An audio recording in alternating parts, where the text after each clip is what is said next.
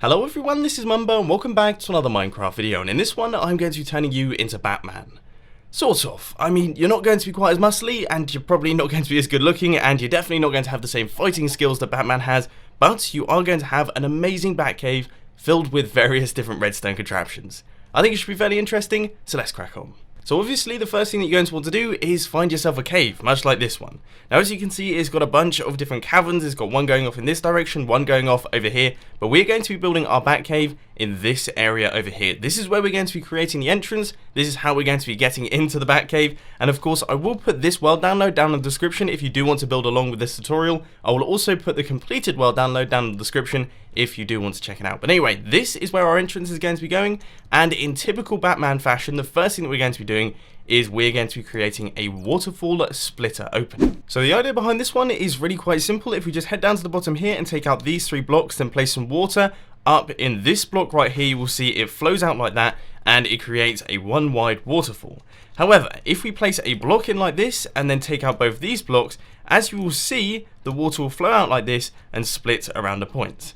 Now that's basically what we're going to do, but we're going to do that using redstone. So I'm just going to quickly remove our water source right here, and we're going to have to clear out a relatively large area to make way for all the pistons, and of course we are going to be doing some piston extension and also some flush door mechanics as well. So you're going to have to clear out a relatively big space here for all of the redstone, and I'm just quickly going to do that right here. And once you've done that, you should be good to go in terms of the redstone. Now I've cleared out a 4x6 area right here with a bunch of headroom as well. This is where our water source block is going to be going. So as you can see, I've gone 1 block above that just to make sure that I can see and I can actually move around inside my redstone circuits, because otherwise things get just a tiny bit tricky. But anyway, now what we're going to do is chuck in our sticky pistons. You want to go a couple blocks out like this and place 3 sticky pistons in a line just like that. Then you want to go around the back and create this sort of formation right here, then take out the middle block to create a sort of view, place redstone on top of all of these blocks, and then a redstone torch on the side of that block right there.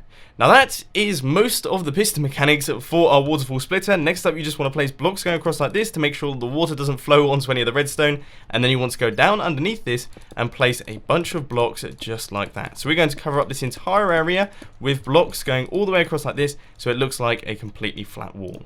Now we're going to pop inside our redstone circuit. We're going to chuck in our water source block in the center, right in the middle there, and then you want to place down a lever or something like that just to test out the circuit. So you want to flick this lever right here, and we should see that the water will flow down the middle, looking like a standard waterfall, and then when we flick the lever once again, we should see that the waterfall will split and it will end up looking like this. Now that is about 50% of our entrance done.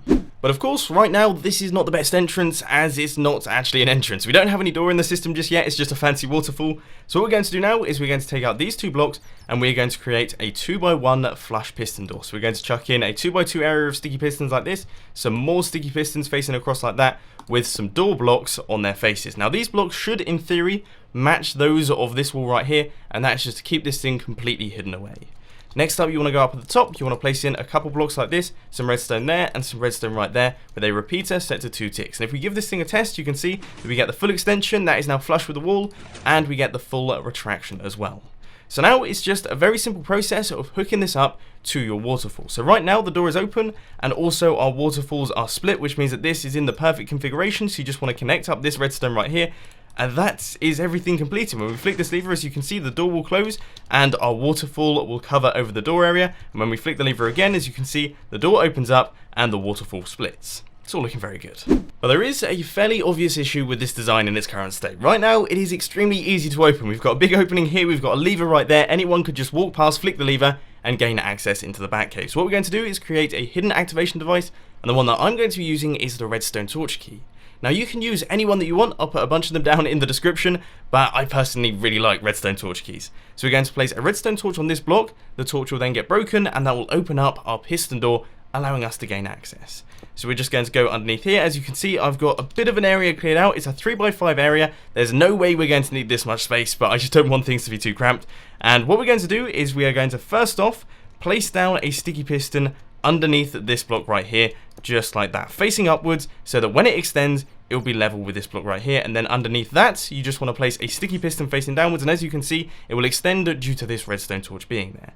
Then you want to place a redstone block like this, you want to place a block right here with a repeater, and then you want to place a block like that with redstone dust on top, and you want to set this repeater to 2 ticks, and that is your redstone torch key all fully completed. So when we take out this redstone torch, as you can see, this piston extends, and when we place down the redstone torch, the piston retracts and then extends back up again, breaking the redstone torch but also giving us a redstone output. So now you can cover up all your redstone, and we're going to pop inside here, and as you can see I've cleared out the space between our 2 redstone builds. So this is our redstone torch key, this is our waterfall splitter door, and we're going to connect these things up. Now there is one slight issue with this design right here, and that is the fact that it only gives a redstone pulse. It doesn't give a constant signal, so when you place down the redstone torch key, it's not going to permanently open the door, it's just going to quickly close it, which isn't particularly good. So what we're going to do is we're going to take a redstone torch output from this block right here, we're going to run that up into a block like this, we're going to place a dot of redstone right there, a sticky piston facing upwards with a block on top, which is known as a monostable circuit, which basically shortens the pulse right the way down to 1 tick. We're then going to run that 1 tick pulse into this sticky piston here with a redstone block on its face. Now when a sticky piston encounters a 1 tick pulse, it will actually fire out the block, it won't retract it, which is perfect because we need to turn this pulse into a constant redstone signal. So then we're going to run that redstone output into this redstone circuit right here, and we need to make sure that it goes up into the top layer and also down into the bottom layer as well, connecting them both up like this. Now in theory everything here should be working, but there is a chance that you get something like this happening. When we place down the redstone torch, your door won't fully open up, it will just retract the blocks by 1 block, and if we take a look inside, it's actually because our 2x2 area of sticky pistons hasn't retracted the blocks fully, so you can see these guys are left out here.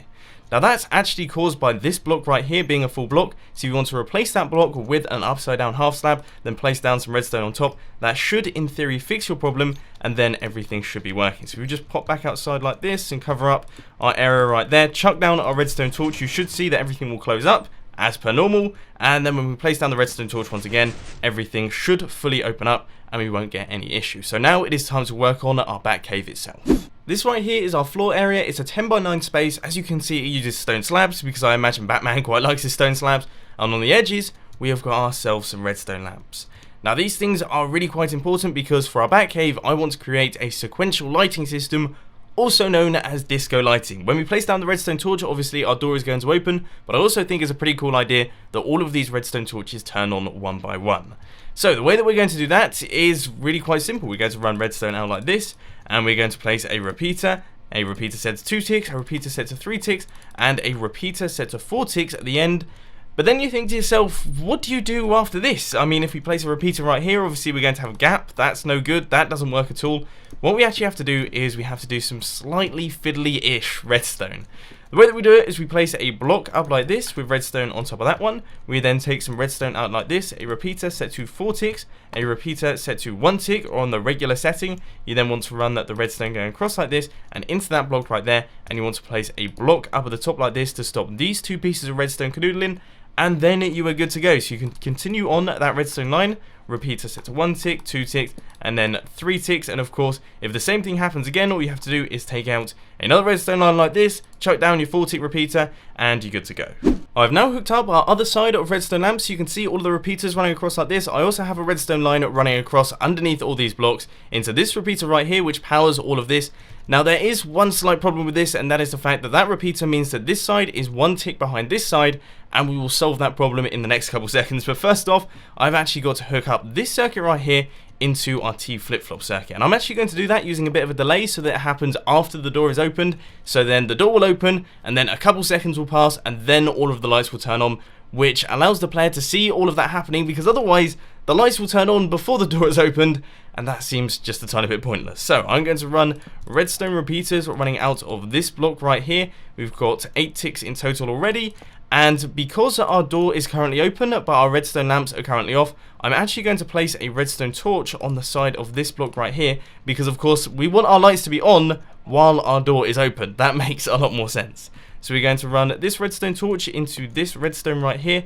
That is then going to run into all of these repeaters, and I think that should be good for the number of ticks that we're going to need. So then I'm going to run that into a block. We're going to chuck a repeater output into this circuit right here, and that's going to go into that redstone.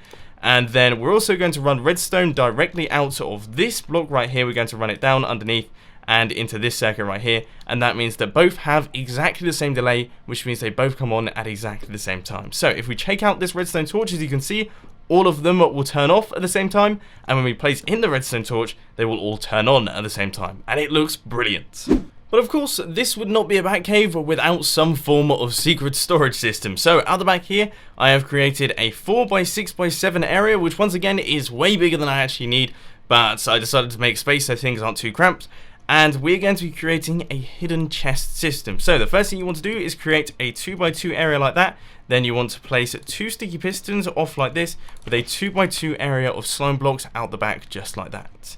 Then we're just going to start chucking in all of the blocks. So you want to place blocks going across like this, and then you want a couple blocks up like that, a block up like this, and then an immovable object right here, and also a block up like that. So you should have like a U formation with 2 of the blocks slightly risen, and then an immovable object right there. That could be like a furnace or an oak block, but I tend to use obsidian. So we're going to use some redstone like this, then we're going to run redstone into that one, we're going to set that to 3 ticks, and we're going to have a repeater here set to 1 tick, and if we give this thing a tester, as you can see, it is essentially a 2x2 hipster door, which is perfect for hiding away a bunch of chests. So we're going to chuck in immovable objects going all the way around like this, and then we're going to have regular blocks right about here. And this is essentially our hidden chest system. So on all of these blocks, you can place chests, you can place furnaces, and you can place enchanting tables. The only thing that I will say is that you can't place crafting benches on any of these 4 blocks because they will be pulled down by the slime blocks, and that will actually break the system. You have to place crafting benches on these blocks right here, and the same thing goes for any movable objects. Now this is an example of a pretty good setup. We've got 2 double chests, a bunch of crafting benches, an ender chest, an enchanting table, and furnaces on either side. And when we flick this lever down at the bottom, you can see that the blocks extend, and when we flick the lever once again, the blocks all retract, revealing all of that. So if you want some inspiration, this is the one that I'd go for. Next up on our to-do list, we're going to be creating an armor equipping station. So you want to head over to this wall right here. We're going to place a block like this with a set of stairs going up like that. You then want to place a block right here with a pressure plate on top of that one. And as you can see, this pressure plate has got some redstone down underneath it. Now this isn't actually a big deal because of course this redstone is guaranteed to be powered if we're inside the room, but if you do want to know how to modify it, all you have to do is take out that block, place in the redstone right there, take out this block, place a block up like this with redstone dust on top of it, then place your block like this. It's essentially the same circuit, but we've just sort of reconfigured it slightly. But next up, you just want to place a block out like this with redstone right there, and you sort of want to run it up like this, and then just run the redstone all the way across it just like that. Now this redstone is going to be running into our dispensers, and these dispensers are going to be filled with armor that is automatically going to be equipped when you stand on the pressure plate, which I personally think is really quite cool. Now there is one slight issue with this design, and that is the fact that if we place a full block like this, that cuts off the redstone signal from down there, and it means that these 2 dispensers up at the top aren't actually going to get powered, which is definitely a pretty bad thing. So what we're going to do is we're going to replace that block with a transparent block, for example these upside down stairs. As you can see, looks like a regular block from the back, but the redstone is allowed to travel up like this, which means it can run into the dispensers. Anyway, we are now going to cover up this area, and of course you can now fill these guys with their armor. I would suggest black armor because of course you are trying to be Batman. One quick thing that I just want to mention that I forgot to mention in this clip is that each individual piece of armor has to go into each separate dispenser. So you have 1 dispenser with helmets, 1 dispenser with chest plates, 1 dispenser with leggings, and 1 dispenser with shoes. I hope this helps. And for our final trick in the Batcave, we're going to be creating what's known as an ender station. Now this is a redstone contraption that gives you exactly 1 full stack of ender pearls. I personally absolutely love them. You will have seen them popping up in my builds every now and again, and that is what we're going to be constructing over here. So first things first, you have got to reconfigure the redstone for the bottom part once again. So we have got to do the slightly different redstone circuit right there. Then you want to place a block like this, a wooden button right there, a redstone torch on the back of that block, a block up like this, a block right here with redstone on top, and a block on this side as well with redstone on top. Then redstone torches there and there, and there and there, blocks on top of all of those redstone torches, and what that will do is that will create what's known as a burnout clock. Now that means that when we hit this button, all of this redstone will sort of flash on and off, and that is going to power these droppers right here. So if you just chuck those guys in and then fill them up with ender pearls, we should see that they will give us exactly 1 full stack of ender pearls, or at least that's the plan, okay? let's give it a go. We hit the button, and yes, that seems to be working, and let's just pick all of these guys up, and we've got exactly 16 right there. That is absolutely fantastic. So I'm going to chuck these into my inventory. We're going to cover up this final wall right here, and that will be this entire room all completed. So let's take a look at the end product. We're about to see the Batcave in all of its glory, all of the redstone contraptions inside this thing are working together to create a really cool system. So let's chuck down our redstone torch, and as you can see, our waterfall door will open up, and then all of our redstone lamps will turn on. I personally think that looks absolutely awesome. Then over here we've got ourselves an ender station. All of the ender pearls will be fired out right there, and we have got our hidden storage system with furnaces, ender chests, enchanting tables, crafting benches, and all those sorts of things. And finally over here we have got ourselves an armor equipping station.